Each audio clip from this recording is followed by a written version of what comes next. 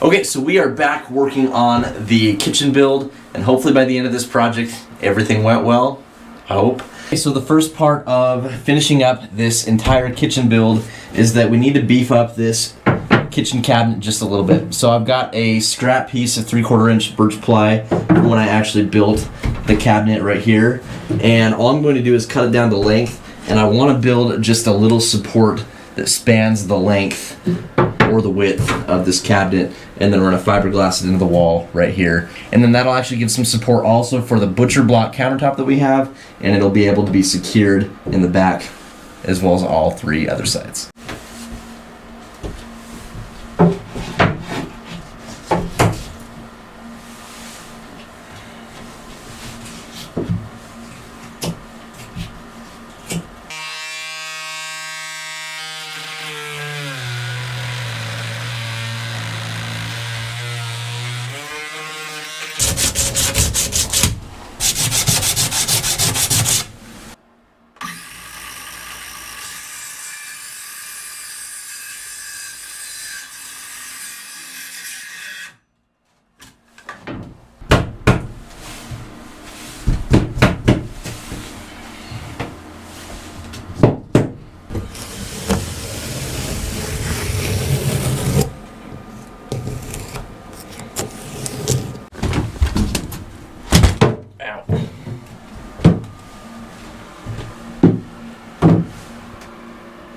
No. Man.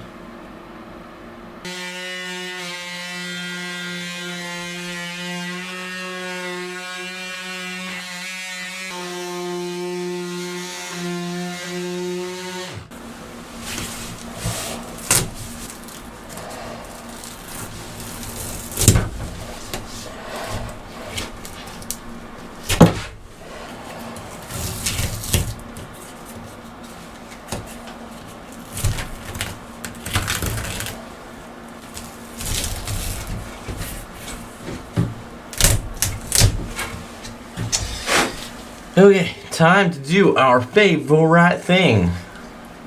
Fiberglass. I think I've got like 5 pumps of resin in here. Hopefully it'll be enough. Mix it up real well. But off to the side here I've got some strips of just fiberglass cloth cut down.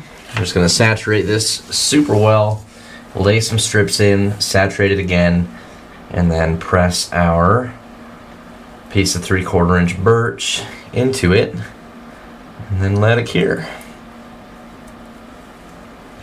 All right.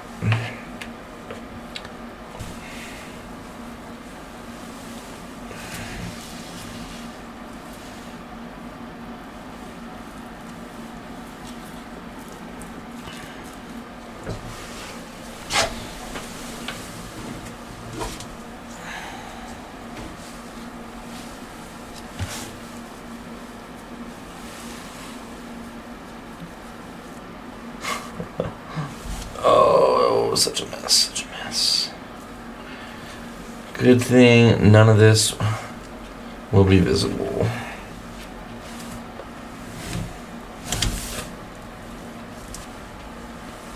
Okay.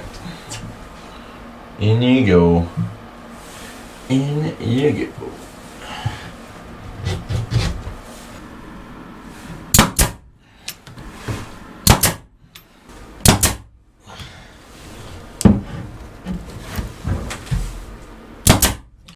Okay, so with the power of editing, it's been a little less than 24 hours, and let's remove these little wedges here and see how our back support did. See if it stuck. We just don't want any movement. Nice. Okay, so now that our back support is fully secured onto the back wall here of the Boler, it's essentially time to put on the butcher block countertop and start kind of working to fit it on and get it in place. So I don't know if this is actually the right thing to do, but in my mind I think it's going to work. I'm going to run a couple of pocket holes on the left and right sides here, and then that way I can attach the butcher block kind of to each wall. I hope that makes sense. So after I cut it and I get it exactly where I want it, I can screw in with pocket holes into the countertop, and then it'll go back in place every time I take it off, take it on. Every time I take it off, put it back on. I just want to make sure it'll always stay in the exact place and spot where I want it. Hope that makes sense. Pocket holes.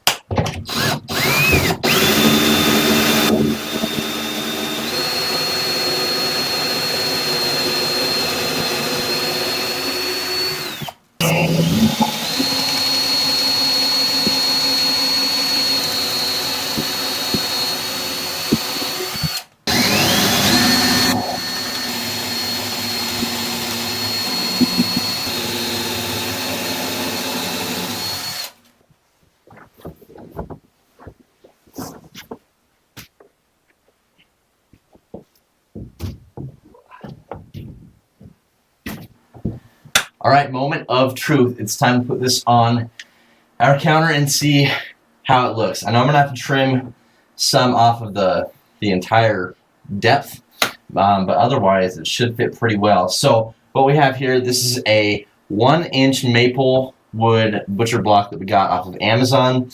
You don't find them in 1-inch thicknesses very easily, and I was able to find one. I'll link it down in the description for anyone who's interested, but got a lot of good reviews, and I'm pretty excited. Overall, it's about 48 inches wide, and our actual kitchenette that we built is about 44 inches wide. So it should leave about a 2-inch overhang on each side, so we aren't even going to have to trim, I don't believe, anything off of the ends. It's just the depth, and let's see how it looks. I'm pretty excited here to put it on. This thing has been sitting inside our house for about 2-3 weeks now, and we're finally to the point of seeing how it looks.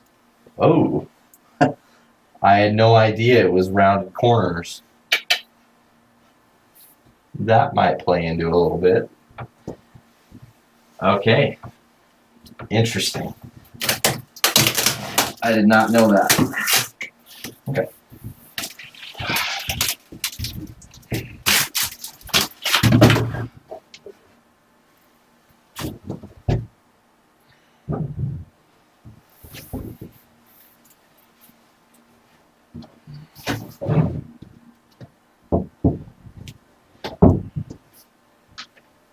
Okay, so after doing just a few measurements kind of off camera, I don't think the rounded corners are really going to be all that bad. So what we're going to do first is we're going to trim off our depth and kind of work on our overhang here. So I'm going for an overhang of about 2 inches. I believe standard in like most households is about 1 inch to 1.5.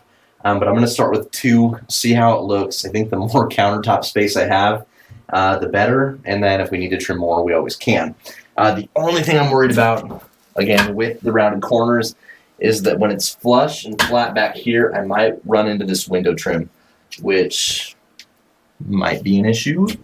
So we will see how it comes out. So first off, let's go trim down to about 2 inches for our overhang and see how it looks. So I've never done it before, but I think I've seen on videos like where you're doing finish work, kind of like this, where we want to keep it nice. Put painter's tape along where you'll be cutting, and that should help keep it from splintering, I think. 3/4.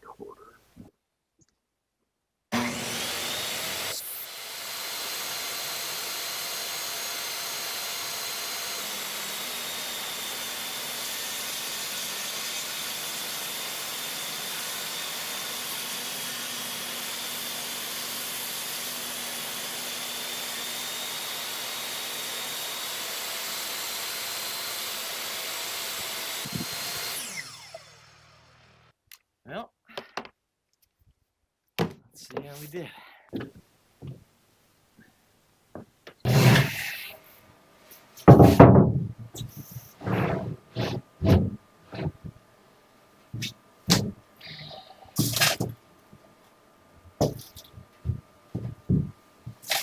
Not like too bad. Still access the tip out. I don't know. I don't mind the 2-inch overhang. I think we've got a counter, ladies and gentlemen. Sweet. Now what? I guess we'll center it and make sure it's exactly where we want it. Make sure we like this overhang. Definitely pretty close to this trim over here, but let's see what we can do. Inch and 7/8. Okay, so this is the scrap piece that we just cut off the end on the table saw. So tell me, what do you guys think of something like that? It's like a little ledge. It doesn't look too bad. So I'm really liking how this is coming out so far. So I have it exactly where we want it right now. I'm just going to zip a couple pocket hole screws in, and that way it can stay exactly where we want it to. It'll create little pilot holes, or like guides, if you will, for when we take this off to go cut holes and whatnot. Then when we put it back on, we'll run the pocket hole screws back in, and it should fit right back into place exactly where we had it. So let's do that, and I think we'll be working on mounting the sink and cutting a hole for it next.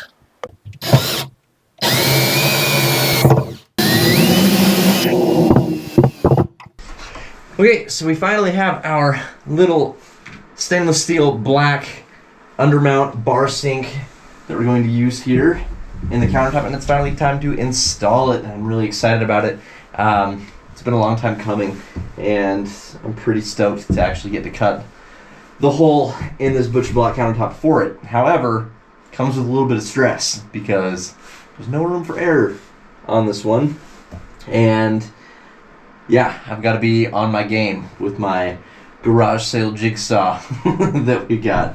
So, I believe off the top of my head, I believe the dimensions of the inside space here of the sink are, we have 13 inches deep by 15 inches wide, and we could go long ways like this, but I think we're going to go width ways for the sink install here, and it's basically time to cut the hole and do it. However, I'm going to do it a little bit different, I think, than what the nice instructions tell me to do. I did want to show you guys these instructions. Always use spell check. Number 3, I'll just kind of put it up here.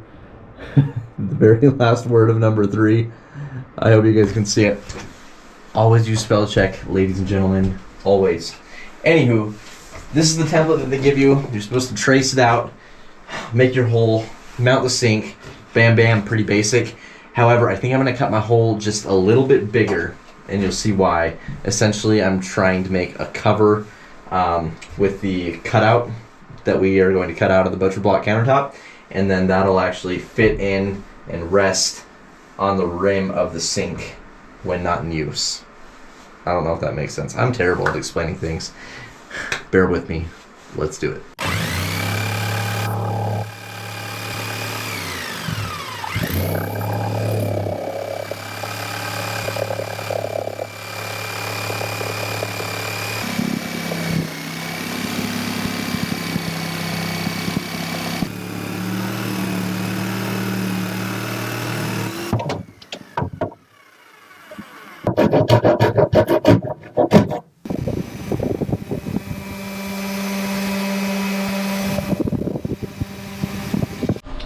So it has been about a week, actually, since I've worked on this last. Yes, I'm wearing the same jacket, so things look seamless, but I messed up. So, as you can see, we have our hole cut right here. We have our undermount sink, and I'm just going to slip it in the hole that we cut out, so you guys can kind of get a decent idea what we're working with here. I have our tip out. We close the tip out, and our tip out doesn't close all the way. I mismeasured. For some reason, the tip out is running into the sink, and we've got to move this hole back a couple of inches, and there's no way to do it without essentially ordering a brand new butcher block, which is what I did. Yes, I was very excited to do so, but I ordered one. It arrived yesterday, and to save you guys time on this silly build of mine, I actually already cut it to depth, so we're just going to take out this old one, put the new one in place, and now we have to cut a new hole. Enjoy me cutting a hole again.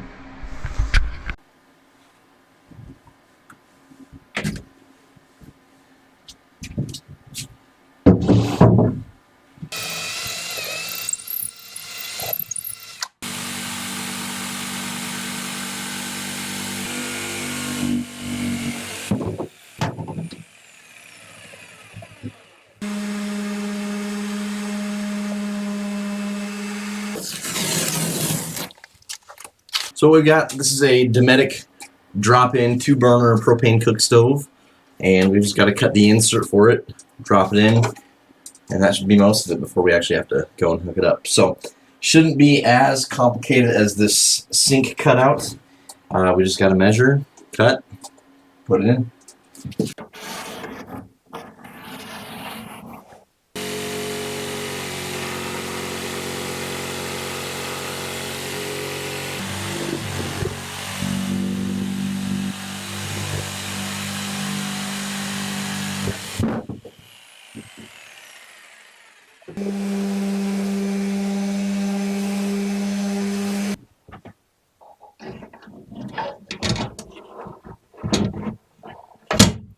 Okay, so the stove is basically in place and pretty much where we want it. It's not permanently adhered right now, but for now, we're actually going to move it back to the sink side. So I've actually got the undermount sink temporarily mounted just using this clamp and this scrap piece of plywood.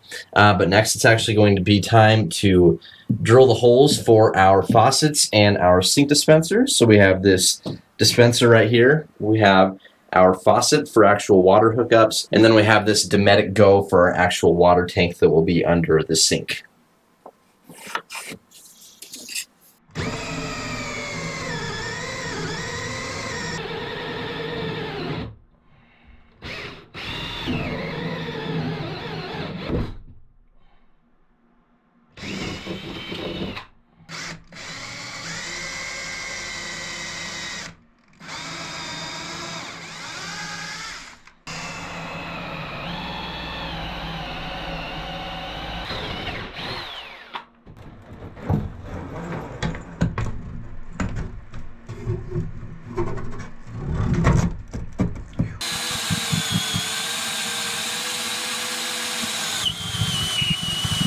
So we are right on our cabinet wall, which I kind of had a feeling was going to happen. I don't know if you can see it, but we really didn't do a whole lot of damage down below, but I'm not going to go any further because I'm definitely hitting that wall. Thankfully I didn't go any further. But the reason we're drilling this hole is so we can get that tubing for this little Dometic faucet.